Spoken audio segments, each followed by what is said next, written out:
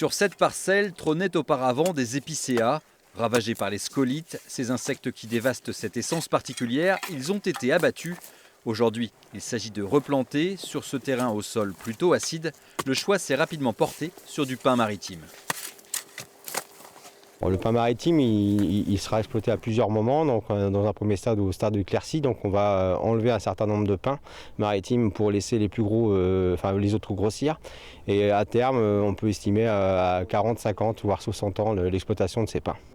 À terme, 450 pins par hectare devraient ainsi y être exploités. Ici, c'est la forêt qui va donc repousser avec une intervention humaine. Mais dans d'autres parcelles, on peut assister à des régénérations naturelles. C'est le cas ici, où la coupe précédente en 2005 a laissé des semis parfaitement viables.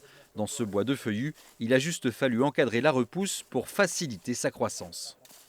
On a fait des cloisonnements, des couloirs d'accès pour pouvoir justement accéder aux bandes cultivées. Et on a procédé à beaucoup de dégagement.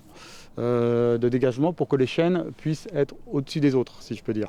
Mais effectivement, on ne les a pas dégagés des pieds à la tête. On essayait de leur sortir surtout la tête au soleil et de les laisser les pieds gainés dans la végétation pour éviter les attaques de gibier.